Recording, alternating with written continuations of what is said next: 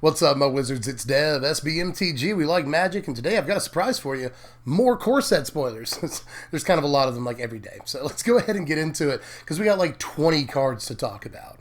And a few cards today are actually looking really, really important. So let's start with one of those, Alpine Moon. Alpine Moon is just 1 red mana for an enchantment, and when it enters the battlefield, you choose a non-basic land card name. Lands your opponents control with the chosen name lose all land types and abilities, and they gain tap. Add 1 mana of any color. Now, first things first here, this does absolutely hose Tron. There was a little bit of a fight there at first between people thinking it did or it didn't, but it is confirmed that this hoses Tron thanks to Rule 205.3i if you want to check that out, or you can just check the Oracle text on any of the Urza's lands. The basic reasoning for this, by the way, is that despite what the cards actually read, the Oracle text says that these different Urza's lands check for type instead of name. So if you make, say, Urza's Tower lose the type Tower, then the other 2 Urza's lands, Mine and Power Plant, will never actually see an Urza's Tower, meaning that all the Tron lands will produce just 1 mana apiece for the entire game, unless they can get rid of Alpine Moon. But Tron isn't the only thing that this is good against, obviously. You got Valakut, that's important. Also Inky and Blinky, that's nice. Plus other man lands and stuff. This will help hose for you. Azcanta, if that matters to you. Field of Ruin, Academy Ruins. There's just a lot of stuff that this can do actual work against, all for just 1 mana.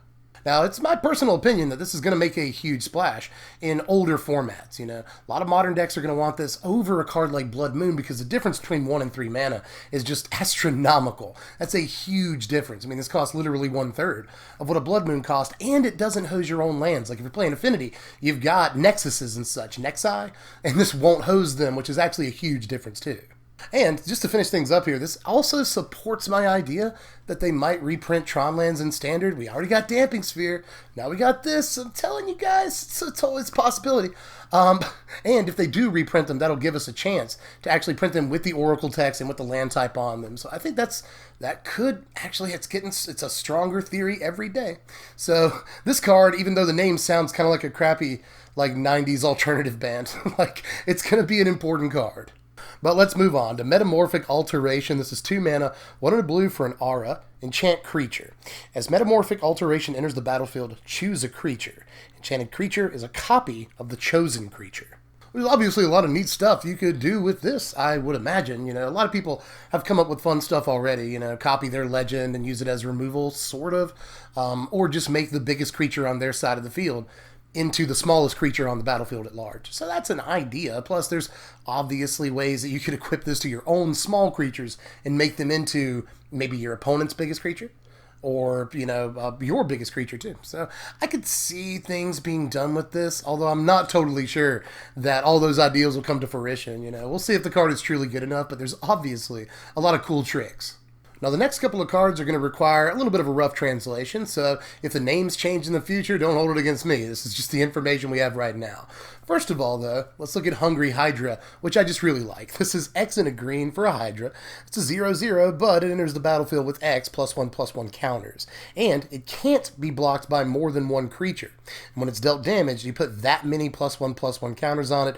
There is reminder text, though, that it must survive that damage to receive the counters.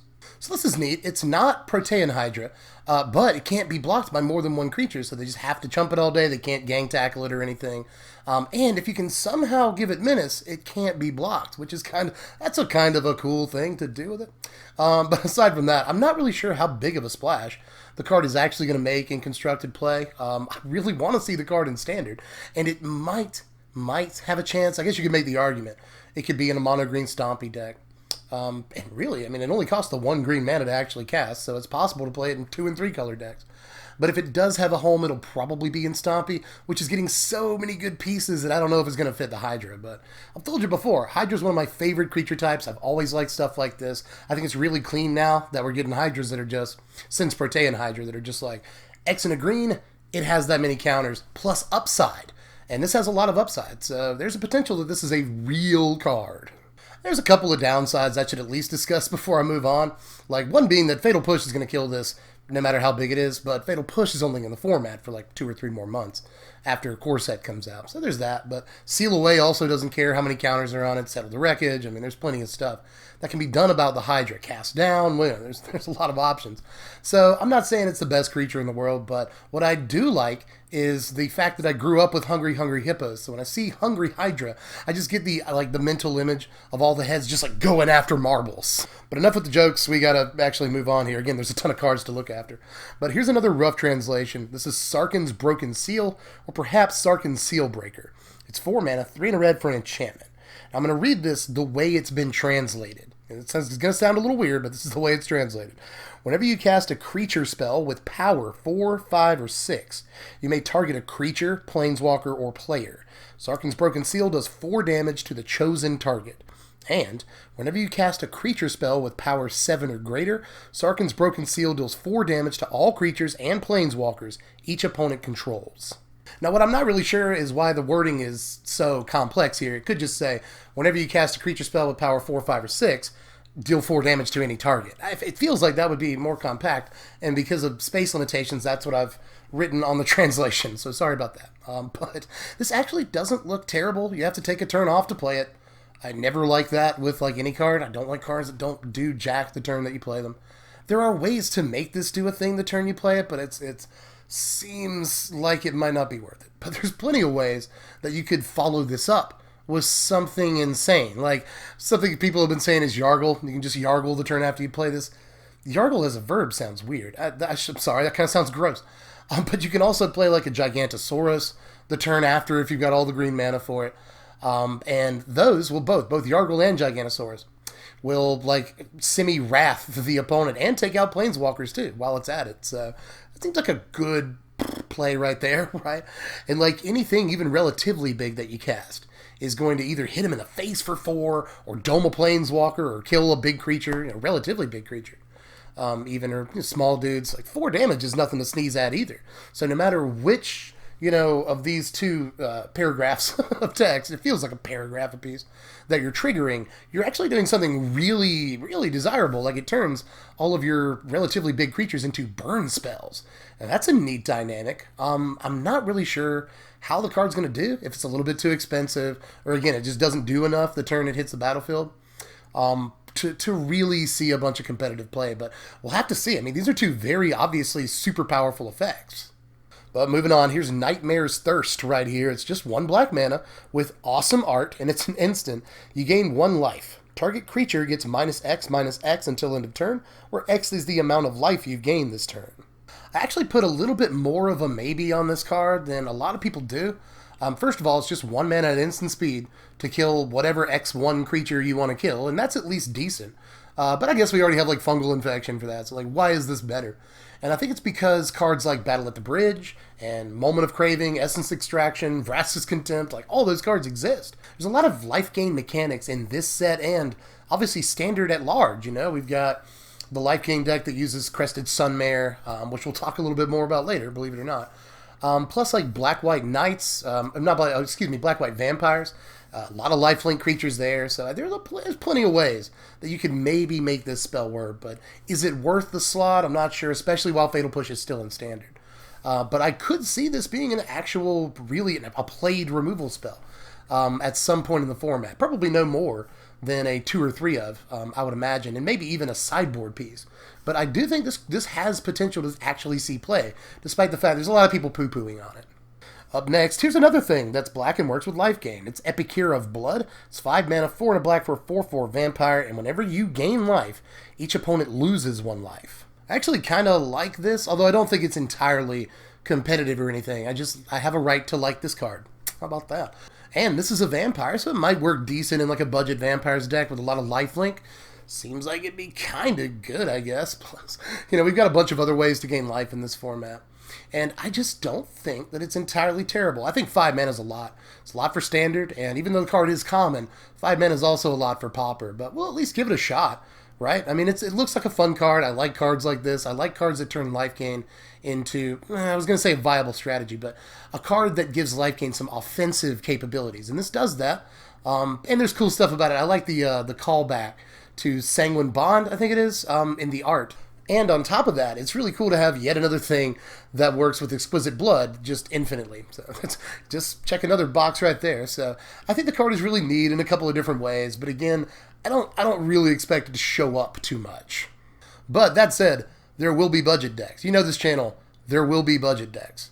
Daniel Day-Lewis. But anyway, I said earlier that I was going to talk a little bit more about Crested Sunmare later. We've actually reached that point of the video already because we got to see a cycle of hate horses today. Hate mares, if you will. They're all just horses in each different color that all hate on a specific color.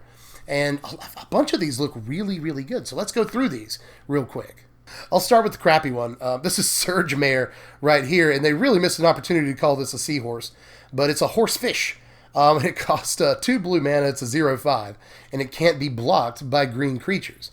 Whenever it deals damage to an opponent, you may draw a card. If you do, discard a card. You can pay 1 in a blue to have it get +2/-2 until end of turn. Now, just first of all, casual reminder that does not say combat damage. So if you can make it deal damage outside of combat somehow, then it will still draw you a card. You still loot. So that's something neat. But other than that, I really don't see too much that I really like about this card that much, honestly. So I'm going to go ahead and move on. Here's where we're getting to the good horses. This is Lightning Mare right here. This is 2 red for 3/1 elemental horse, and it can't be countered. It also can't be blocked by blue creatures. You can pay 1 in a red to have it get +1/+0 until end of turn. Now, I actually think this isn't quite as good as a lot of people have been calling it. I do think it's a fine sideboard card for mono red. It will probably show up in mono red sideboards. Don't get me wrong, but how effective it is, I'm not 100% sure about. I mean, it's not like Control is a mono blue deck, you know. Obviously, this can't be hit by like Censor, Essence Scatter, Syncopate, anything like that on turn 2, which will matter. It might get in 3 or 6 damage. And if it does, then it's well done its job. That's all you needed to do. But, that said, it can still be taken out by, obviously, Seal Away, Settle the Wreckage, Fatal Push, Cast Down, like all the removal in other colors that these control decks play. Plus, even blue-white control can, you know, they always side in, or very often will side in, Knight of Grace after boards, and that can block this super easy and not care and survive. So, I'm just not totally sold on how amazing the card is, but if it can get in that 3 or 6 damage, that's exactly what you want it to do. And before I move on, I do want to say that the pump ability might be really important. If this does make it to the late game, or if you top deck it late, you're forcing them to have some sort of removal for it, because at that point, even if they have a Torrential Gear Hulk or a Scarab God or whatever out that could usually block a creature like this, they can't block this. So you can just pump all of your mana into it and deal that last, 5-6 damage in the late game that you might need to finish things off. So I'm not crapping on this card. Again, I think this will definitely see some sideboard play, but I think there are maybe some more answers to it than there might initially appear. But up next, we finally get to see what Vine Mare actually is. We had a snippet, a piece of this card for a long time, but we didn't know the rest of the casting cost, the power toughness, and we didn't see the bottom ability at all. So now that we know what it does, it's 4 mana, 2 and 2 green for a 5/3 hexproof, and it can't be blocked by black creatures. Now, if mono black decks are a thing, and they sort of are, there's a mono black control deck, there's a mono black mid-range deck, and mono black aggro is still sort of around occasionally. There are mono black decks in the format. Then this is really good against them. They really just can't do a whole heck of a lot about this. They can't Contempt it. I guess they could Doomfall it.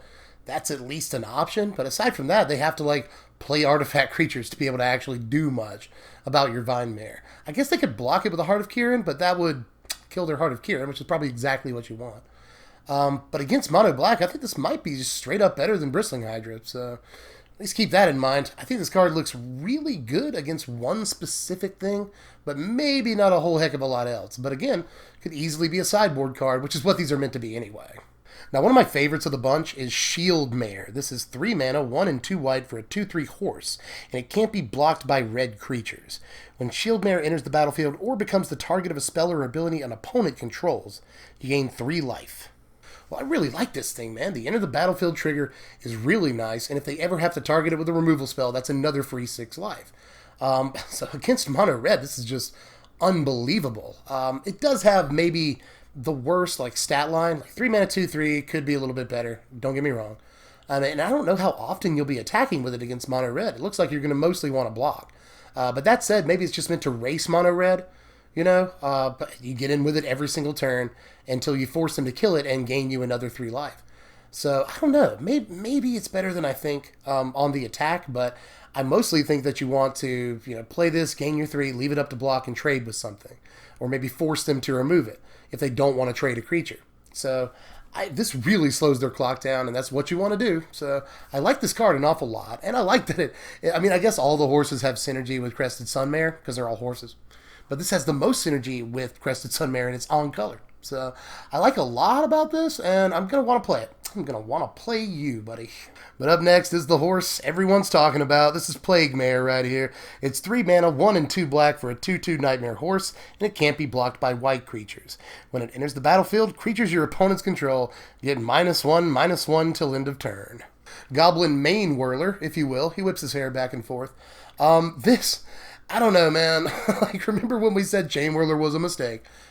Literally, almost everyone, I say literally, but almost everyone agrees with that statement, even some mono red players at this point. And this is not Goblin Chain Whirler.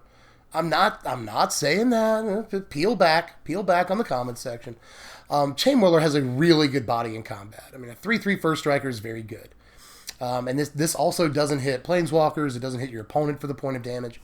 So those are things to consider, but we still know, I think, that the most oppressive part of Chain Whirler is the fact that it keeps us off of X1 creatures in the format, and this also does that pretty well. So I don't think it just doubles the amount of hosing that X1 creatures have in this format, because Chain Whirler's main deckable. I don't think this is main deckable.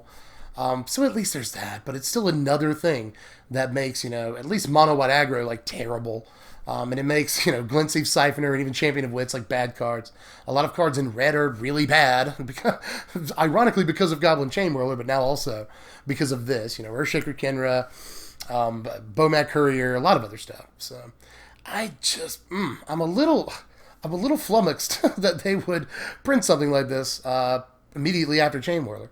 But it's here, so I guess we'll get used to it and just start playing mid-range from here on out.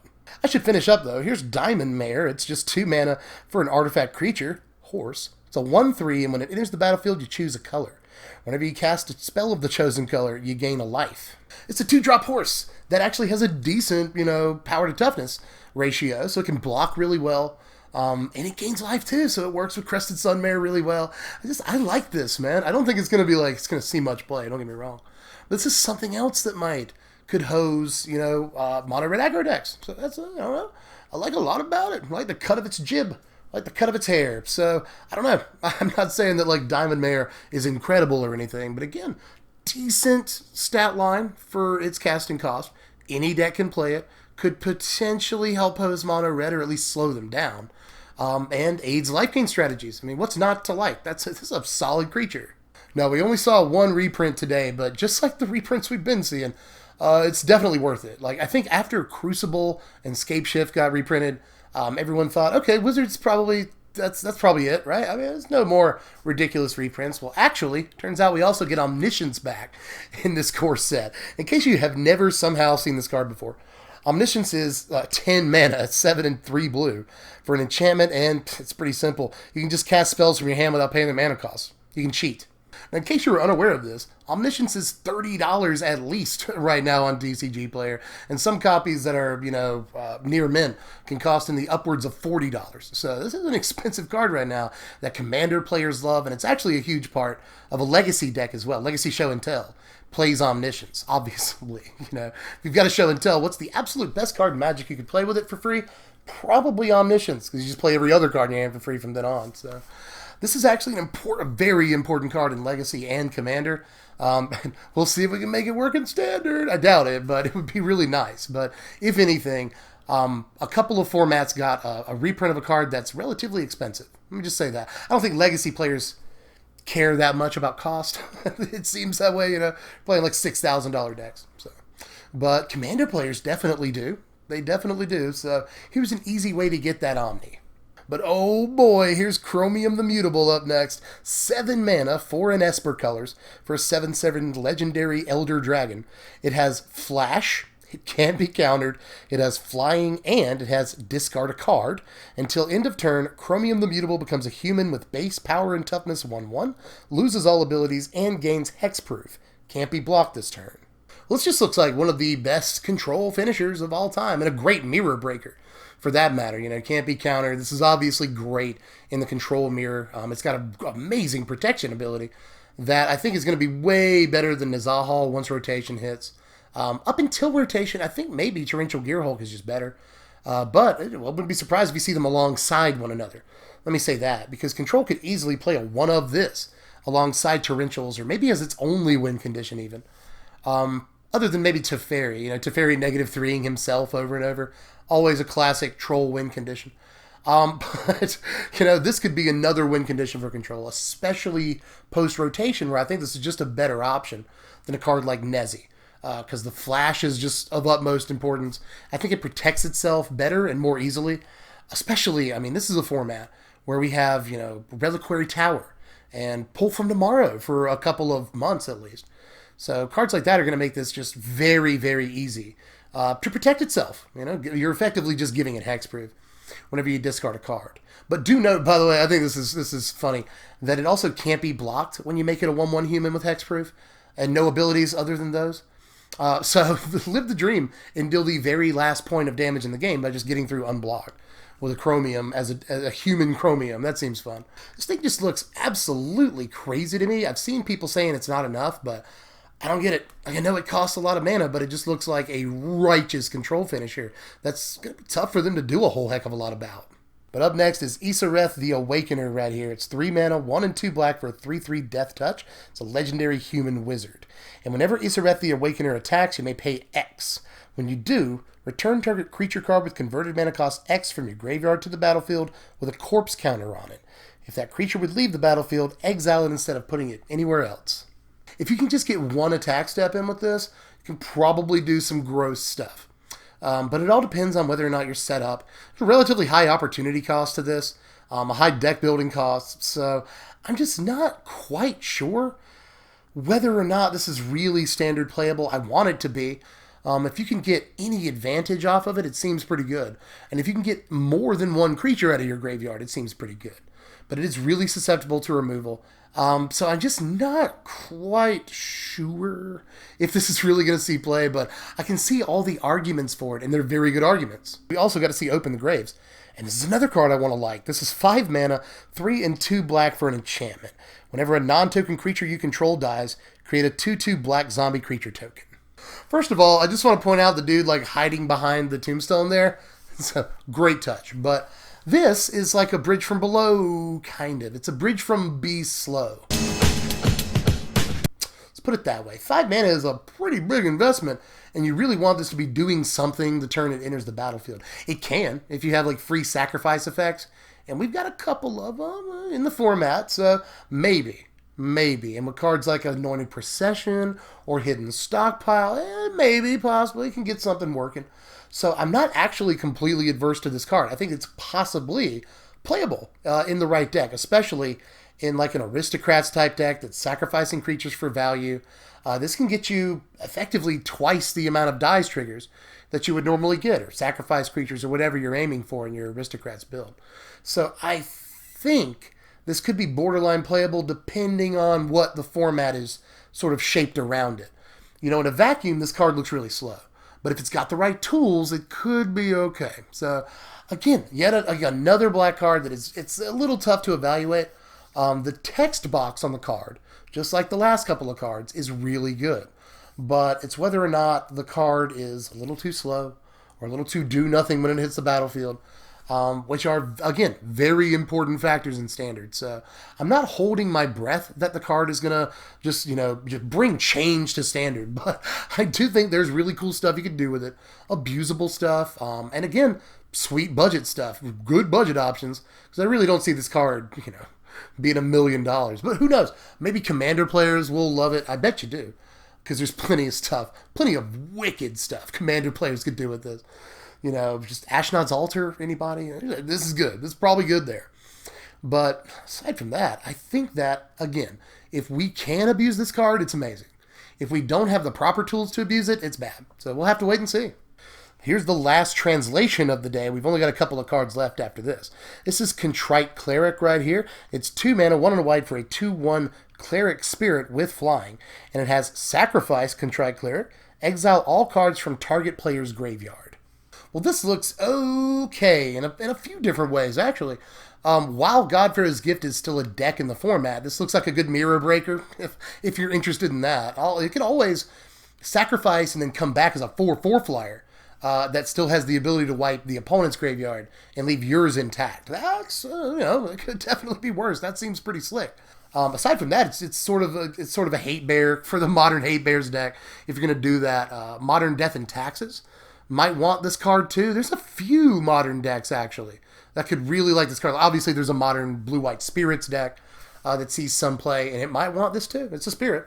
I don't know. Let me know how you feel about it. Is it good enough, and are there just better options? Like in modern, I've already talked about spirits and Death and Taxes, but would you rather just play Rest in Peace? There's options. So let me know how you feel about it.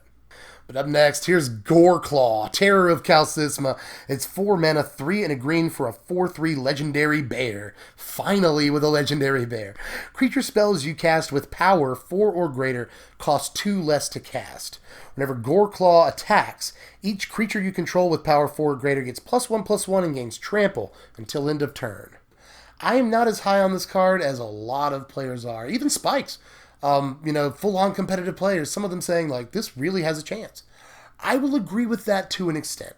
I think that after rotation, this card has much, much more of a shot, especially in a format that doesn't contain, a kill spell like Revoltable Fatal Push or a Braid, when Lightning Strike is the only 3 damage, 2 mana kill spell in red in the format, and we don't have Harness Lightning and a Braid too.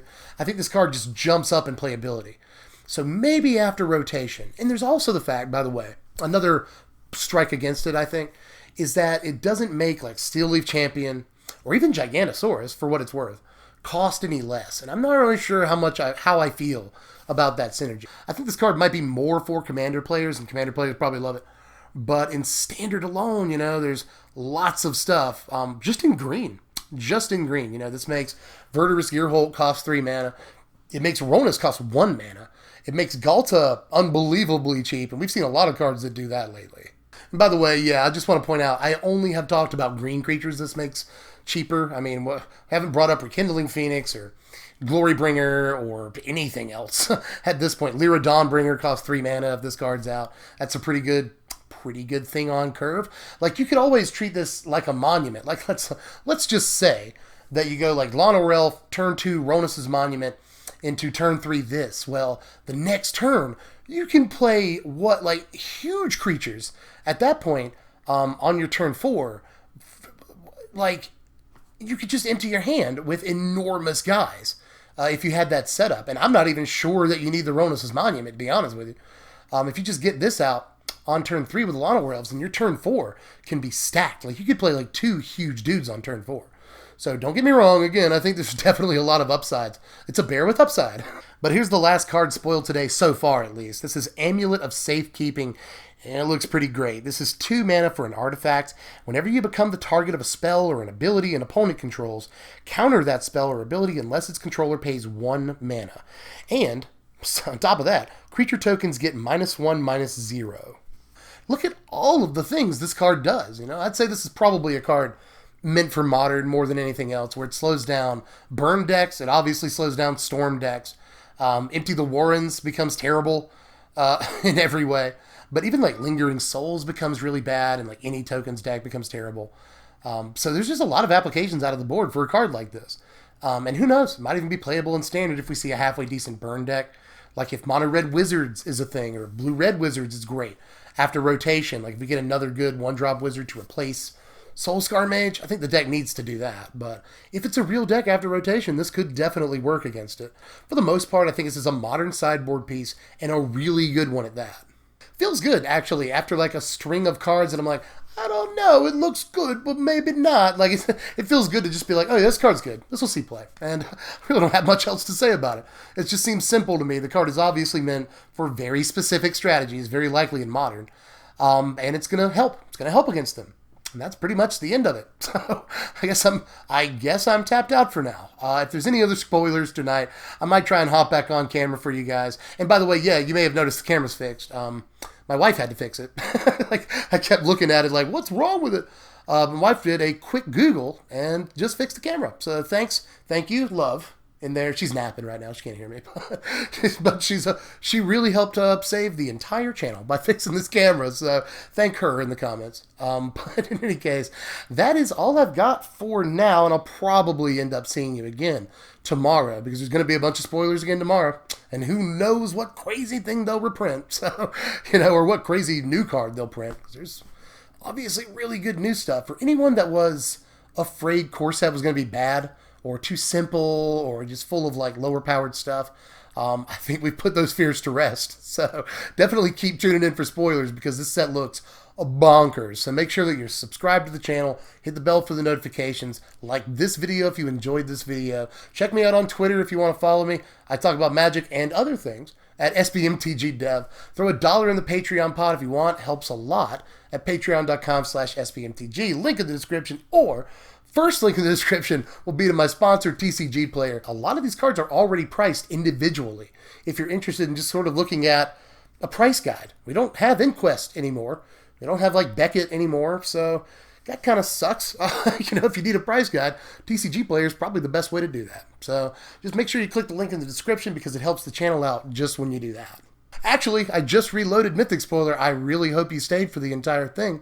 I hope you did, because it paid off if you did.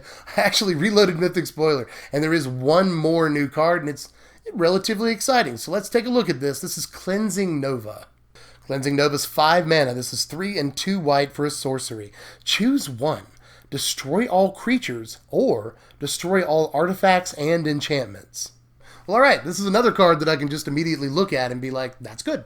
It's a good card. Unequivocally, don't even have to really think about it. That's a good card right there, I'm not sure it will replace Fumigate in Standard, but once Fumigate rotates, this will be the go-to. And actually, this might replace like 1 copy of the 3 copies of Fumigate in like blue-white control.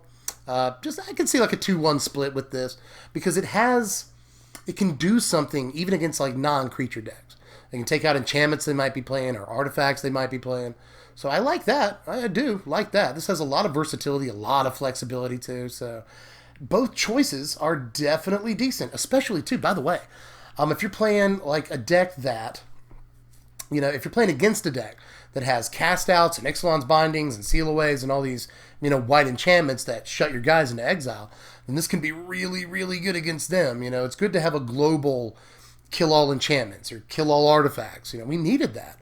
So I'm a huge fan of this.